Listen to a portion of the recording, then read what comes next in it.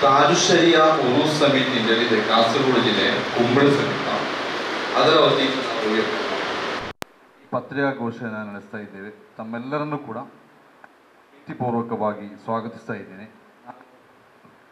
ಸಿದ್ದೀಕ್ ಮೌಂಟುಗೋಳಿ ಅಂತೇಳಿ ಗೊತ್ತಿರಬೇಕಲ್ಲ, ಸಿದ್ದೀಕ್ ಮೌಂಟುಗೋಳಿ ಅಂತೇಳಿ ನನ್ನ ಹೆಸರು.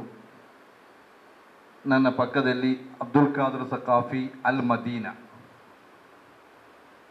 ಅವರ ಪಕ್ಕದಲ್ಲಿ ಅನಸ್ ಸಿದ್ದೀಕಿ ಅಂತೇಳಿ, ಆಮೇಲೆ ಈ ಕಡೆ DK Umar Saqafi Kambalabettu, DK master Manjanadi ಇದ್ದಾರೆ. ತಾಜುಶರಿಯ ಅಂತ ಹೇಳುವಂಥದ್ದು ಒಂದು ಬಿರುದು. ಕಾಸರಗೋಡು ಜಿಲ್ಲೆಯಲ್ಲಿ ಕುಂಬಳೆ ಸಮೀಪ ಶಿರಿಯಾ ಅಂತೇಳಿ ಒಂದು ಪ್ರದೇಶ ಇದೆ. ಅಲ್ಲಿ ಆಲಿಕುಂಜಿ ಮುಸ್ಲಿಯಾರ್ ಅಂತೇಳಿ ಅವರ ಹೆಸರು. ಬಹಳ ದೊಡ್ಡ ವಿದ್ವಾಂಸರು ಅಂತ ಹೇಳಿದರೆ, ಕೇರಳದಲ್ಲಿ ಉಲಮಾಗಳನ್ನು ಅಂದರೆ ಧರ್ಮ ವಿದ್ವಾಂಸರ ಒಂದು ಒಕ್ಕೂಟ ಇದೆ, ಸಮಸ್ತ ಅಂತೇಳಿ, ಸಮಸ್ತ ಕೇರಳ ಜಮಿಯತ್ತುಲ್ ಉಲಮಾ ಅಂತೇಳಿ, ಅದರ ಉಪಾಧ್ಯಕ್ಷರಾಗಿದ್ದರು. ಆಮೇಲೆ ಬಹಳ ದೊಡ್ಡ ಆಧ್ಯಾತ್ಮಿಕ ಗುರುಗಳಾಗಿದ್ದರು. ಅವರು ಸಾವಿರಾರು ಶಿಷ್ಯಂದಿರನ್ನು ಹೊಂದಿದ್ದಾರೆ. ಸುಮಾರು 60 ವರ್ಷಗಳ ಕಾಲ ಧಾರ್ಮಿಕ ಶಿಕ್ಷಣವನ್ನು ಕೊಡುತ್ತಾ ದರ್ಸ್ ನಡೆಸು ಅಂತ ಹೇಳಿದರೆ, ನಾವು ದರ್ಸ್ ಅಂತ ಹೇಳಿದರೆ ಆ ಧಾರ್ಮಿಕ ಶಿಕ್ಷಣ ಕೇಂದ್ರ, ಅದರಲ್ಲಿ 6 ದಶಕಗಳ ಕಾಲ ಸೇವೆ ಮಾಡಿ ಸಾವಿರಾರು ವಿದ್ವಾಂಸರನ್ನು ಅವರು ಈ ಸಮಾಜಕ್ಕೆ ಕೊಟ್ಟಿದ್ದಾರೆ. ನಮಗೆ ಗೊತ್ತಿರಬಹುದು, ಬೇಕಲ್ ಉಸ್ತಾದ್ ಅಂತ ಹೇಳಿ ಕರ್ನಾಟಕ ಜಮಿಯತ್ ಉಲಮಾದ ಅಧ್ಯಕ್ಷರಾಗಿದ್ದರು. ಅದೇ ರೀತಿ ಈಗ ಅಂಥ ದೊಡ್ಡ ದೊಡ್ಡ ವಿದ್ವಾಂಸರಿಗೆಲ್ಲ ಗುರುಗಳಾಗಿದ್ದವರು ತಾಜುಶರಿಯ ಅಂತ ಹೇಳುವಂಥ ಅವರಿಗೆ ಉಲಮಾಗಳು ಸೇರಿ ಕೊಟ್ಟಂಥ ಒಂದು ದೊಡ್ಡ ಗೌರವ, ಸಮಸ್ತ ಉಲಮಾ ಒಕ್ಕೂಟ ನೀಡಿದಂಥ ದೊಡ್ಡ ಗೌರವ ತಾಜುಶರಿಯ ಅಂತೇಳಿ. ಅಂದರೆ ಧರ್ಮ ವಿಜ್ಞಾನದ ಒಂದು ಕಿರೀಟ ಅಂತೇಳಿ. ಈ ತಾಜುಶರಿಯರವರು 3 ವರ್ಷಗಳ ಹಿಂದೆ ನಿಧನರಾದರು. ಅವರ ಹೆಸರಿನಲ್ಲಿ ವರ್ಷಂಪ್ರತಿ ಉರೂಸ್ ಕಾರ್ಯಕ್ರಮ, ಅವರ ಸಂಸ್ಮರಣಾ ಕಾರ್ಯಕ್ರಮವನ್ನು ನಾವು ನಡೆಸ್ತಾ ಇದ್ದೇವೆ.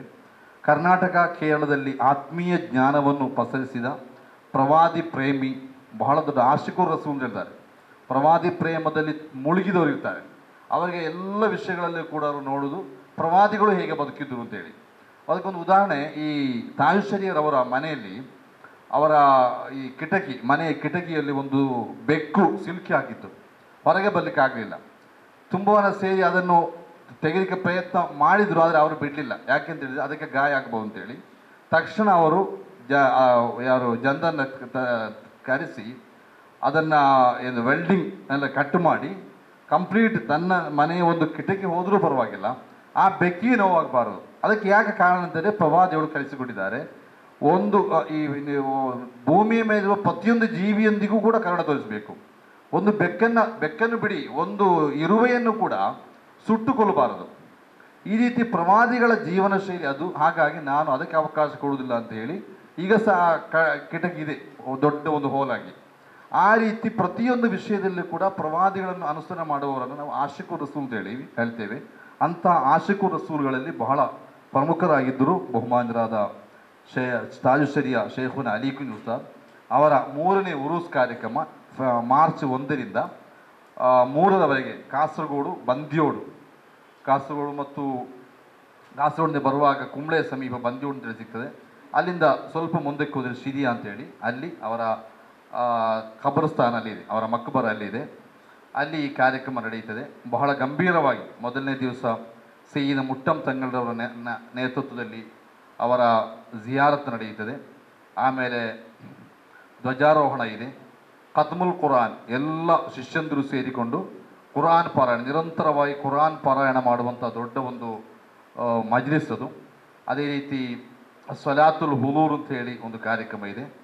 ಅದೇ ರೀತಿ ನಮ್ಮ ದಕ್ಷಿಣ ಕನ್ನಡ, ಉಡುಪಿ, ಕೊಡಗು ಸೇರಿ ವಿವಿಧ ಕಡೆಗಳಲ್ಲಿ ಕಾಜಿಯಾಗಿರುವಂಥ ಝೈನುಲ್ ಉಲಮಾ ಶೇಖುನ ಮಾಣಿ ಉಸ್ತಾದ್ರವರ ನಾಯಕತ್ವದಲ್ಲಿ ಕಾರ್ಯಕ್ರಮ ನಡೆಯುತ್ತದೆ. ಅದೇ ರೀತಿ 2 ಮತ್ತು 3 ದಿವಸಗಳಿರುವ ಕಾರ್ಯಕ್ರಮ, ಅದರ ಪಟ್ಟಿಯನ್ನು ಇದರಲ್ಲಿ ನಾವು ಕೊಟ್ಟಿದ್ದೇವೆ, ನೀವು ಗಮನಿಸ್ತೀರಿ ಅಂತೇಳಿ ಭಾವಿಸ್ತೇನೆ. ಆದ್ದರಿಂದ ದಯವಿಟ್ಟು ಈ ಕಾರ್ಯಕ್ರಮದ ಬಗ್ಗೆ ನೀವು ಎಲ್ಲ ಮಾಧ್ಯಮಗಳಲ್ಲಿ ಕೂಡ ಸಾಕಷ್ಟು ಪ್ರಚಾರ ಕೊಡಬೇಕು. ಅವರು ಕೇರಳ ಆದರೂ ಕೂಡ, ಆ್ಯಕ್ಚುಲಿ ನಿಮ್ಗೆ ಗೊತ್ತಿದೆ, ಕುಂಬಳೆ ಅಂತ ಹೇಳುವಂಥದ್ದು ಕೇರಳ ಆದರೂ ಕೂಡ ಕನ್ನಡದ ಗಡಿನಾಡು, ಕರ್ನಾಟಕ ಆಗಬೇಕು ಅಂತೇಳಿ ನಾವು ಇತ್ತೀಚಿನವರೆಗೂ ಕಯ್ಯಾರ ಕಿಂಜಣ್ಣಯ್ಯವರ ಕಾಲದವರೆಗೂ ಹೋರಾಟ ಮಾಡಿದವರು. ಆದ್ದರಿಂದ ಒಂದರ್ಥದಲ್ಲಿ ಅದು ಕರ್ನಾಟಕ ಕೂಡ ಹೌದು. ಮಾತ್ರವಲ್ಲ, ಅವರ ಸೇವೆ ಕರ್ನಾಟಕಕ್ಕೆ ಬಹಳ ವ್ಯಾಪಕ ಆಗಿತ್ತು. ಅವರು ಸೇವೆ ಸಲ್ಲಿಸಿದ ಪೈಕಿ ಉಪ್ಪಿನಂಗಡಿಯಲ್ಲಿ ಕೂಡ ಇತ್ತು, ಉಪ್ಪಿನಂಗಡಿಯಲ್ಲಿ ಸೇವೆ ಸಲ್ಲಿಸಿದರು. ಹಾಗಾಗಿ ಧಾರಾಳ ಯಥೇಚ್ಛ ಶಿಷ್ಯಂದಿರು ಅವರಿಗಿರುವುದು, ಕೇರಳಕ್ಕಿಂತ ಹೆಚ್ಚು ಶಿಷ್ಯಂದಿರು ಕರ್ನಾಟಕದಲ್ಲಿ ಇದ್ದಾರೆ. ಇವರೆಲ್ಲ ಅವರ ಶಿಷ್ಯಂದರು, ಈ ಇಬ್ಬರು ವಿದ್ವಾಂಸರು ಕೂಡ ಅವರ ಶಿಷ್ಯಂದಿರು. ಹಾಗಾಗಿ ಅವರ ಕಾರ್ಯಕ್ರಮಕ್ಕೆ ಬಹಳ ದೊಡ್ಡ ಸಂಖ್ಯೆಯಲ್ಲಿ ಕನ್ನಡಿಗರು ಹೋಗ್ತಾರೆ. ಆದ್ದರಿಂದ ಈ ಕಾರ್ಯಕ್ರಮಕ್ಕೆ ನೀವು ಸಾಕಷ್ಟು ಪ್ರಚಾರವನ್ನು ಕೊಡಬೇಕು ಅಂತೇಳಿ ನಿಮ್ಮಲ್ಲಿ ವಿನಂತಿಸ್ತಾ ಇದ್ದೇನೆ. ಹಾಗೂ 3 ದಿವಸ ಕಾರ್ಯಕ್ರಮ, 1ನೇ ತಾರೀಕು ಶುಕ್ರವಾರ ಉದ್ಘಾಟನೆ ಆಗ್ತದೆ, 2ನೇ ದಿವಸ ವಿವಿಧ ಕಾರ್ಯಕ್ರಮ ಇದೆ, 3ನೇ ದಿವಸ ಆದಿತ್ಯವಾರ ಮಧ್ಯಾಹ್ನ ಸಾಮೂಹಿಕ ಅನ್ನದಾನ ಇದೆ. ಅನ್ನದಾನದಲ್ಲಿ ಕಾರ್ಯಕ್ರಮ ಸಮಾಪ್ತಿಗೊಳ್ಳುತ್ತದೆ.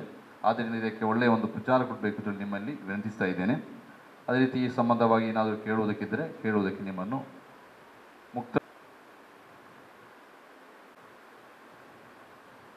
ದೊಡ್ಡ ದೊಡ್ಡ ವ್ಯಕ್ತಿಗಳು ಅಲ್ಲಿ ಉಲ್ಲೇಖ ಮಾಡಿರುವ ಹೆಸರುಗಳೆಲ್ಲ ರಾಜ್ಯ ಮಟ್ಟದಲ್ಲಿ ಮತ್ತು ರಾಷ್ಟ್ರ ಮಟ್ಟದಲ್ಲಿ ಪ್ರಖ್ಯಾತಿ ಹೊಂದಿರುವ ವಿದ್ವಾಂಸರಾಗಿದ್ದಾರೆ. ಅದನ್ನು ನೀವು ಗಮನಿಸಬೇಕು ಅಂತೇಳಿ ಕೂಡ ವಿನಂತಿಸ್ತಾ ಇದ್ದೇನೆ.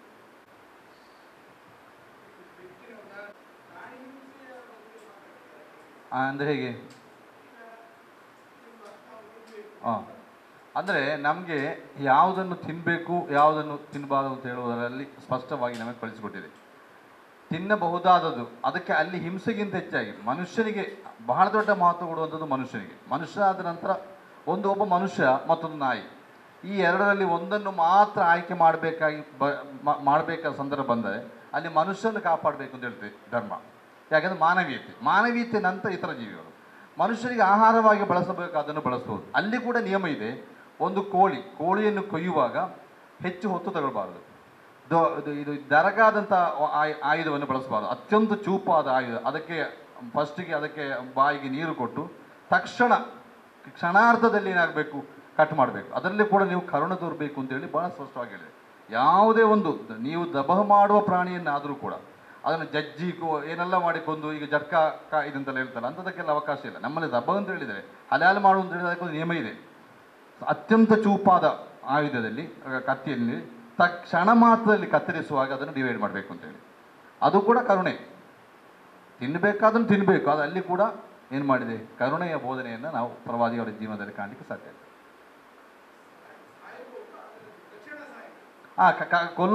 ಎಲ್ಲವನ್ನು ಕೊಲ್ಲಬಾರದು, ಅದಕ್ಕೆ ಸಹ ನಿಯಮ ಇದೆ. ಕೊಲ್ಲಬಹುದಾದದನ್ನು ಕೊಲ್ಲುವುದಾದರೂ ಕೂಡ ಅದಕ್ಕೆ ಅದರಲ್ಲಿ ಅದು ಸ್ಪಷ್ಟವಾಗಿ ಅಂತ ಹೇಳಿದೆ, ನೀವು ಕೊಯ್ಯುವಾಗಲೂ ಕರುಣೆ ತೋರಿ ಅಂತೇಳಿ. ಹಾಗೆ ಯಾವುದನ್ನು ಬೇಕಾದ್ರೂ ಕೊಲ್ಲಿಕ್ಕಾಗೋದಿಲ್ಲ. ನಿಮಗೆ ಹಾಡು, ಕೋಳಿ ಅದೆಲ್ಲ ದೇವರು ಸೃಷ್ಟಿ ಮಾಡಿರುವುದೇ ಮನುಷ್ಯನ ಅಗತ್ಯಕ್ಕಾಗಿ. ಹಾಗೆ ಇದನ್ನು ತಿನ್ನಿ, ಯಾಕೆಂದರೆ ಮನುಷ್ಯನ ಅಗತ್ಯ ಕೂಡ ಭಾಳ ಮುಖ್ಯ. ಹಾಗೆ ಆ ಸಂದರ್ಭದಲ್ಲೂ ಕೂಡ ನೀವು ಕರುಣೆಯನ್ನು ತೋರಬೇಕು ಅಂತೇಳಿ. ಆದರೆ ಬೆಕ್ಕು ಆಗಲ್ಲ, ಬೆಕ್ಕನ್ನು ತಿನ್ನಲಿಕ್ಕಿಲ್ಲ. ಆಗ ಅದನ್ನು ಬದುಕಲಿಕ್ಕೆ ಬಿಡಬೇಕು. ಬದುಕಲಿಕ್ಕೆ ಅದಕ್ಕೆ ಆಗ ಒಂದೇ ಒಂದು ನೋವು ಕೂಡ ಆಗಬಾರ್ದು. ಅದನ್ನು ಸಂಪೂರ್ಣವಾಗಿಯೂ ಬದುಕಲಿಕ್ಕೆ ಬಿಡಬೇಕು. ಹಾಗೆ ಸರ್, ಗೋವಿದೆ. ಗೋವು ಭಕ್ಷ್ಯಯೋಗ್ಯವಾದ ಆಹಾರ. ಬೀಫ್ ಅಂತ ಹೇಳುವುದು ಭಕ್ಷ್ಯಯೋಗ್ಯ. ಹಾಗೆ ಅದರಲ್ಲಿ ಕೂಡ ಇದೆ. ಈ ಗೋವುಗಳಲ್ಲಿ ದನ, ಅದಕ್ಕೆ ಈ ಸ್ತ್ರೀಲಿಂಗ ಉಂಟಲ್ಲ, ಸ್ತ್ರೀಲಿಂಗ ದನ, ಅದರ ಮಾಂಸ ಒಳ್ಳೆಯದಲ್ಲ ಅಂತೇಳಿ ಇದೆ ಪ್ರವಾದಿ ವೆಚ್ಚದಲ್ಲಿ. ಅದರ ಮಾಂಸ ಒಳ್ಳೆಯದಲ್ಲ ಅಂತೇಳಿ. ಗೋವು ಅಂತ ಹೇಳಿದ್ರೆ ಅದು ಮಾತ್ರ, ಯಾವುದು ದನ ಮಾತ್ರ. ಎಮ್ಮೆ, ಎತ್ತು ಅದಲ್ಲ, ಅದಕ್ಕೆ ದನವೇ ಆಗೋದಿಲ್ಲ. ಹಸು ಅದೇ ಹಸುವಿನದ್ದು ಒಳ್ಳೆಯದಲ್ಲ. ಅದು ಹಾಲು ಕೊಡುವಂಥ ಪ್ರಾಣಿ. ಹಸುವಿನದ್ದು ಒಳ್ಳೆಯದಲ್ಲ. ಅದೇ ಸಮೇತ ಬೇರೆ ಎತ್ತು, ಎಮ್ಮೆ, ಕೋಣ ಅದನ್ನು ತಿನ್ಬೋದು. ಹಾಗೆ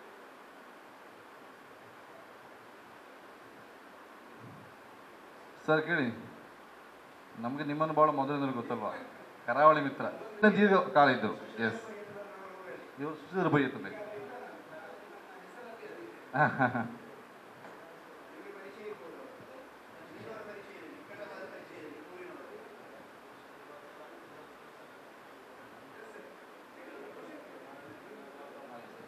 ಯಾವ್ದು ನಾನು ಹೇಳಿದಲ್ಲ, ಅಲಿ ಉಸ್ತಾದ್ ಅವರು 90 ವರ್ಷ ಆಗ್ಬೋದು, ಹೆಚ್ಚು ಕಡಿಮೆ 90 ವರ್ಷ ಆಗ್ಬೋದು.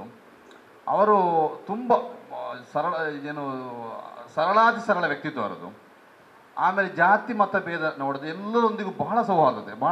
ಅವರು ನಮಗೆ ಹೇಳ್ತಾರೆ, ಸಾಮಾನ್ಯವಾಗಿ ಅವರ ಎಲ್ಲ ಉಪದೇಶಗಳು ಹೇಳ್ತಾರೆ, ನೀವು ಉಣ್ಣುವಾಗ ನಿಮ್ಮ ಪಕ್ಕದ ಮನೆಯಲ್ಲಿ ನೋಡಿ, ಅವನ ಜಾತಿ ನೋಡುವುದಲ್ಲ, ಅವನ ದಾರಿದ್ರ್ಯ ನೋಡಿ, ಅವನ ಕಷ್ಟ ನೋಡಿ. ಅಲ್ಲಿ ಮಗುವಿಗೆ ಏನು ಅಥವಾ ಅಲ್ಲಿ ಅವರಿಗೆ ಏನಾದರೂ ಆಹಾರದ ಕೊರತೆ ಇದ್ದರೆ ನಿಮ್ಮ ಮನೆಯ ಆಹಾರದಿಂದ ಸ್ವಲ್ಪ ಅವರಿಗೆ ಹಂಚಿಕೊಳ್ಬೇಕು ಅಂತೇಳಿ. ಮಾತಲ್ಲ, ಅಲ್ಲಿ ಹಿಂದೂ ದೇವಾಲಯಗಳು ನಿಮ್ಗೆ ಗೊತ್ತಿರ್ಬೋದು, ಅದರ ಹತ್ತಿರದಲ್ಲೇ ಇದಿದೆ. ಹಿಂದೂ ಯಾವುದಪ್ಪ ಅಲ್ಲ, ದೇವೇಗೌಡರೆಲ್ಲ ಬಂದು ಇದು ಮಾಡಿದ್ರಲ್ಲ, ರಾಜೇಶ್ ಅಲ್ಲ, ಅದು ಕಣ್ಣೂರಲ್ಲಿ, ಕುಂಬಳೆಯಲ್ಲಿ ಒಂದಿತ್ತು. ಅಲ್ಲಿಗೆ ಎಲ್ಲ ಹೋಗುವವರೆಲ್ಲ ಈ ಗುರುಗಳ ಹತ್ರ ಬರ್ತಾ ಇದ್ದಾರೆ, ಅವರಿಗೆಲ್ಲ ಆಶೀರ್ವಾದ ಮಾಡ್ತಾಯಿದ್ರು. ಹಾಗೆ ಏನು ಜಾತಿ ಮತ ನೋಡಬಾರ್ದು, ಮನುಷ್ಯತ್ವಕ್ಕೆ ಬಹಳ ದೊಡ್ಡ ಬೆಲೆ. ಅಂದರೆ ಪ್ರವಾದಿಗಳ ಜೀವನ ಶೈಲಿ ಮನುಷ್ಯತ್ವವನ್ನು ಗೌರವಿಸುವುದರಲ್ಲಿ. ಆ ದೃಷ್ಟಿಯಲ್ಲಿ ಎಲ್ಲರಿಗೂ ಕೂಡ ಕಂಡು ಎಲ್ಲರಿಗೂ ಸಹಾಯ ಮಾಡ್ತಾಯಿದ್ರು. ಬಂದವರಿಗೆ ಹಣ ಕೊಡೋದು, ಏನಾದರೂ ಆಹಾರ ಕೊಡೋದು, ಅನ್ನದ ಟೈಮಲ್ಲಿ ಬಂದರೆ ಆಹಾರ ಕೊಡೋದು, ಅದರ ಬಗ್ಗೆ ಅವ್ರು ಎಲ್ಲರಿಗೂ ಹೇಳ್ತಾಯಿದ್ರು, ನೀವು ಜಾತಿ ನೋಡಬೇಡಿ, ಎಲ್ಲರಿಗೂ ಸಹಾಯ ಮಾಡಿ ಅಂತ ಹೇಳೋದು. ಅದು ಅವರೊಂದು ದೊಡ್ಡ, ಅವರ ಜೀವನದ ಒಂದಷ್ಟು ತುಂಬ ಹಲವಾರು ಜೀವನ ಸಂದೇಶಗಳಿವೆ. ಅವರದ್ದು ಸಂದೇಶದಲ್ಲಿ ಬರೆದಿಟ್ಟದ್ದಲ್ಲ, ಭಾಷಣ ಮಾಡಿದ್ದಲ್ಲ, ಅವರ ಜೀವನದಲ್ಲಿ ತೋರಿಸಿದ್ದು. ಅದರಲ್ಲಿ ಒಂದು ಧರ್ಮ ಸೌಹಾರ್ದತೆ ನಾವು ಗಮನಿಸಿರುವಂಥದ್ದು.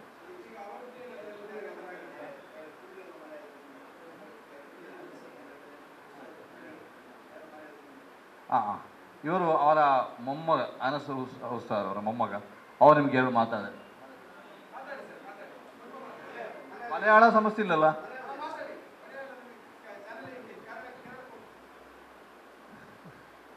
Good morning. 1, 2, 3-നാണ് താജുശ്ശേരി ഉസ്താദിൻ്റെ ഉറൂസ് നടക്കുന്നത്. അപ്പോൾ എല്ലാവരെയും, നിങ്ങളെല്ലാവരെയും അതിലേക്ക് ഒഫീഷ്യലായി തന്നെ ഇൻവൈറ്റ് ചെയ്യുകയാണ്. നിങ്ങളെല്ലാവരും അതിൻ്റെ പ്രചാരണം നടത്തുകയും സഹകരിക്കുകയും വേണമെന്ന് പ്രത്യേകമായി റിക്വസ്റ്റ് ചെയ്യുന്നു. അതോടൊപ്പം തന്നെ ഒരു വലിയൊരു വ്യക്തിത്വത്തിൻ്റെ ഉടമയായിരുന്നു താജുശ്ശേരിയ ഉസ്താദ് അവരുകൾ. പ്രത്യേകിച്ച് സാമൂഹ്യപരമായിട്ടുള്ള മനുഷ്യനൊരു സോഷ്യൽ അനിമലാണെന്ന് ബോധ്യപ്പെടുത്തുന്ന രൂപത്തിൽ we can experience it from his life, in every corner of his life. His main goal is to spread love with smile. പരമാവധി ചിരിക്കുക, ആളുകളോട് സൗഹൃദം കാണിക്കുക. ഒരു പ്രാവശ്യം ഉപ്പള ടൗണിൽ കാറിലിങ്ങനെ ഇരിക്കുന്ന സമയത്ത് അവിടെ ജോലി ചെയ്യുന്ന നമ്മളെ നാട്ടിലുള്ള ഒരു കൂലിപ്പണിക്കാരനായ ബാബു എന്ന് പറയുന്നൊരു ഹൈന്ദവ സുഹൃത്ത്, അപ്പോൾ അയാൾ ഞങ്ങളുടെ വീട്ടിലെല്ലാം കൂലിപ്പണിക്ക് വരുന്ന ആളാണ്. അപ്പോൾ ഈ ഉപ്പള ടൗണിൽ ഇങ്ങനെ കണ്ട സമയത്ത് അടുത്തേക്ക് വിളിച്ച് കാറിൽ കയറ്റിയിരുത്തി. അപ്പോൾ ആ സമയത്ത് ഈ ബാബുവിന് ഭയങ്കര അത്ഭുതമായി. എൻ്റെ ജീവിതത്തിൽ ആദ്യമായിട്ടാണ് ഒരാൾ ജോലിക്ക് പോകുന്നൊരു വീട്ടുകാരനിങ്ങനെ. അപ്പോൾ ഞാൻ കയറുന്നില്ല ഉസ്താദ്, എൻ്റെ ഡ്രസ്സ് ഫുള്ള് ചളിയുണ്ട്, കൂലിപ്പണി കഴിഞ്ഞ് വരികയാണെന്ന് പറഞ്ഞ് ഞാൻ കയറുന്നില്ല, ഞാൻ ബസ്സിൽ വന്നോളാന്ന് പറഞ്ഞു. അപ്പോൾ താജുശ്ശേരി ഉസ്താദ് പറഞ്ഞു, അത് വേണ്ട, നീ എൻ്റെ കാറിൽ തന്നെ ഇരിക്കണം എന്ന് പറഞ്ഞ് കാറിൽ കയറ്റി ഇരുത്തി വീട്ടിൽ കൊണ്ടുപോയി ആക്കി. അപ്പോൾ കഴിഞ്ഞ 2-3 ആഴ്ച മുമ്പും ഇടയ്ക്ക് മക്ബറയിൽ വന്നിട്ട് ബാബു ഇത് പറഞ്ഞിട്ട് ഞങ്ങളെ കാണുമ്പോൾ എല്ലാം കരയും, അങ്ങനത്തെ ഒരു ഉസ്താദാണെന്ന് പറഞ്ഞിട്ട്. പിന്നെ ഉസ്താദിൻ്റെ ഫ്രണ്ട്സൊക്കെ പഴയകാല ഫ്രണ്ട്സ്, പരസ്പരം കടം വാങ്ങാനും പൈസ കൊടുക്കുന്നത് ചോദിക്കുന്നതൊക്കെ ആ ചുറ്റുവട്ടത്തുള്ള പിന്നെ കൊറഗൻ എന്ന് പറയുന്ന ആളുകളിലും അപ്പുറത്തെ ആളുകൾ, അങ്ങനത്തെ അത്രക്കൊരു സൗഹൃദമായിരുന്നു ഉണ്ടായിരുന്നത്. ഞങ്ങൾ തൊട്ട് മുമ്പിൽ തന്നെ ഒരു സായിബാബൻ്റെ ക്ഷേത്രമുണ്ട് അവിടെ. എല്ലാ വർഷവും അല്ലല്ല സായിബാബ ഒരു ഭജന മന്ദിരം ഉണ്ട് ആ മംഗലാപുരത്തുള്ള ഒരാൾ. അതെ.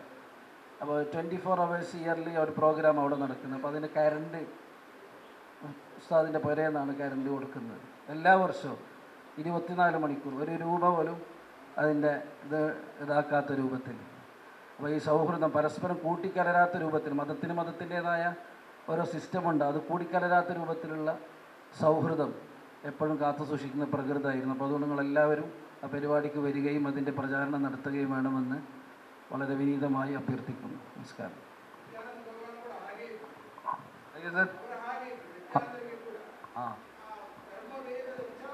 ಇಲ್ಲ, ಎಸ್ ನಿಮಗೆ ಅರ್ಥ ಆಗಿರ್ಬೇಕಲ್ಲ, ಅವರು ಸಾಯಿಬಾಬಾರ ಆ ಕಾರ್ಯಕ್ರಮಕ್ಕೆ ಎಲ್ಲ ವರ್ಷ ಕೂಡ ಅದಕ್ಕೆ ಅಂದರೆ ಅನ್ಯಮಸ್ತೀಯರ ಕಾರ್ಯಕ್ರಮಗಳಿಗೆ ಅವರು ವರ್ಷಂಪ್ರತಿ ಉಚಿತವಾಗಿ ವಿದ್ಯುತ್ತನ್ನು ತನ್ನ ಮನೆಯಿಂದಲೇ ಸರ್ಬರಾಜು ಮಾಡ್ತಾಯಿದ್ರು.